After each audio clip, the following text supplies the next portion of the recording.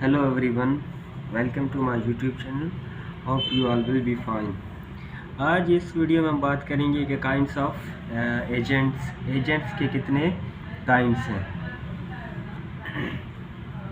सबसे पहले हमारे पास है वो है जनरल एजेंट। नंबर 1 पे है वो है जनरल एजेंट।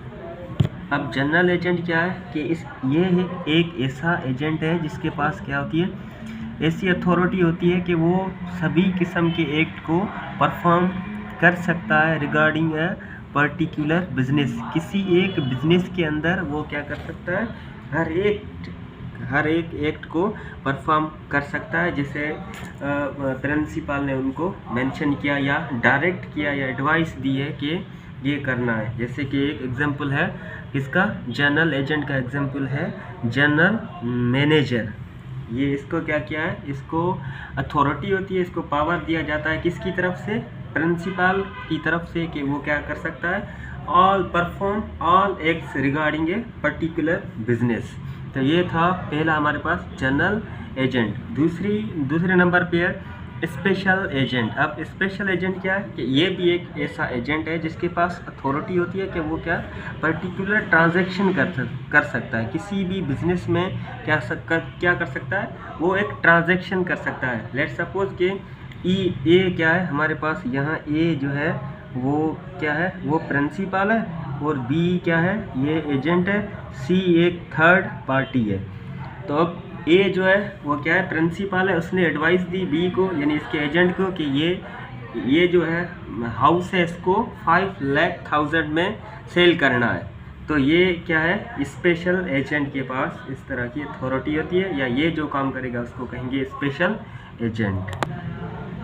अब नंबर 4 पे है और नंबर 3 पे है यूनिवर्सल एजेंट। अब यूनिवर्सल एजेंट को है, इसको एम्प्लॉय करता है, यानी जो प्रिंसिपल होगा वो इसको एम्प्लॉय करेगा। ये क्या है कि एक ऐसा एजेंट है, एक ऐसा बंदा या पर्सन है या एजेंट है जो क्या करेगा, जिसके पास अथॉरिटी होगी कि वो इसके पास अनलिमिटेड अथॉरिटी है। वो क्या कर सकता है कि हर एक ट्रांजेक्शन कर सकता है इज रिगार्डिंग द बिजनेस। इस बिजनेस में जो भी ट्रांजेक्शन होगी वो क्या on the behalf of principal ये क्या कर सकता है, वो उसको परफॉर्म कर सकता है। तो इस तरह के एजेंट को कहेंगे यूनिवर्सल एजेंट। अब हमारे पास नंबर 4 पे है मर्केंटाइल एजेंट। ये ऐसा एजेंट है, इसको प्रिंसिपल क्या करता है, एम्प्लॉय करता है। ये एक ऐसा एजेंट है जिसके पास अथॉरिटी होती है। वो क्या करता है कि सेल्स को बाय कर सकता है, गुड करता है, जनरली ये अपॉइंटेड बाय मैन्युफैक्चरर या सेलर। अगर किसी एक पर्टिकुलर फैक्ट्री का मालिक है या कोई किसी प्रोडक्ट का कोई मालिक है तो या सेलर है, तो वो क्या करेगा, मर्केंटाइल को एजेंट को एम्प्लॉय करेगा ताकि वो इस तरह का काम कर सके। अब नंबर 5 पे है कमीशन एजेंट। ये कमीशन एजेंट क्या है कि ये एक ऐसा एजेंट है जो क्या करता है कि प्रोडक्ट को बाय करे या सेल करे इन हिज ओन नेम। ठीक है, प्रोडक्ट किसी और की हो लेकिन यानी प्रिंसिपल की हो, लेकिन वो अपने नाम पे क्या करे, उसका बिजनेस करे, और उसको क्या मिलती होगी, कमीशन। वो उसे कमीशन मिलेगी प्रिंसिपल की तरफ से। तो इस तरह के यानी एजेंट को हम क्या कहेंगे, यानी कमीशन एजेंट। अब नंबर 6 पे है हमारा डेल क्रेडियर एजेंट।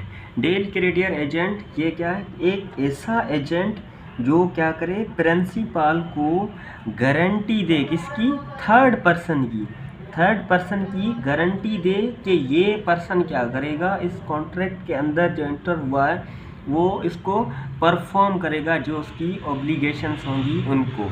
तो इस तरह के एजेंट को हम क्या कहेंगे, यानी डेल क्रेडियर एजेंट।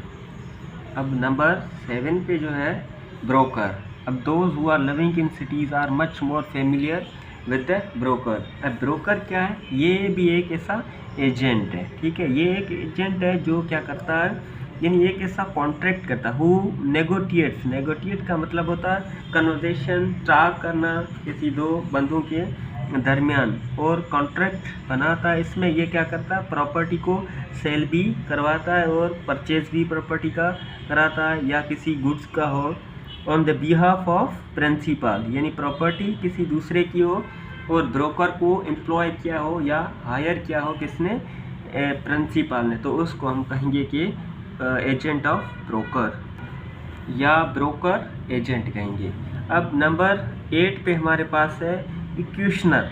अब इक्वेशनर क्या है कि इक्वेशनर एक ऐसा एजेंट है, ठीक है, ये क्या एक ऐसा एजेंट है जिसको अपॉइंटमेंट किया जिसको अपॉइंट किया जाता है ताकि वो सेल गुड्स है उसकी सेल करे किसी हाईएस्ट बाइडर को, यानी किसी हायर कंपनी को या किसी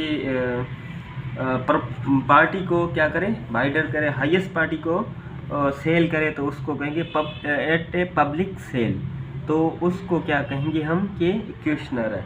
और उसको क्या मिलेगी, कमीशन मिलेगी किसकी तरफ से, प्रिंसिपल की तरफ से, जो वो काम या एक्ट परफॉर्म करेगा। अब नंबर 9 पे है इंडेंटर। अब इंडेंटर क्या है कि एक ऐसा बंदा जिसको प्रिंसिपल क्या करेगा, एम्प्लॉय करेगा, उस बंदे का काम क्या होगा कि फॉरेन से वो चीज़ें खरीद करेगा या फरोख्त करेगा और उसको क्या मिलेगी, कमीशंस मिलेगी। तो इस तरह के एजेंट को क्या कहेंगे हम, इंडेंटर। दूसरा नंबर 10 पे है बैंकर।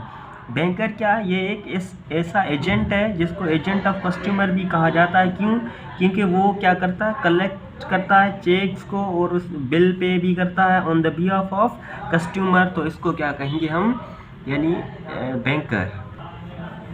अब नंबर 11 पे है एडवोकेट, ठीक है, जैसे लीगल एडवाइज़र भी कहते हैं। एडवोकेट का काम क्या होता है, वो ना तो चीज़ें फरोख्त करता है ना किसी से लेता है, तो क्या करता है ये, इसका काम होता है कि अगर कोई गड़बड़ हो गया किसमें, कॉन्ट्रैक्ट ऑफ एजेंसी में, और फिर क्या होगा और कोर्ट में उसे चैलेंज किया गया, तो ये कोर्ट में अपीयर होगा प्रिंसिपल के बिहाफ पे, ठीक है, on the behalf of principal क्या होगा, वो कोर्ट में अपीयर होगा और उसके क्लाइंट होंगे उस, यानी उसको उसके भी फंक्शन को क्या करेगा, वो परफॉर्म करेगा, उन पे भी क्या एक्ट करेगा on the behalf of client. तो ये था यानी काइंड ऑफ एजेंट।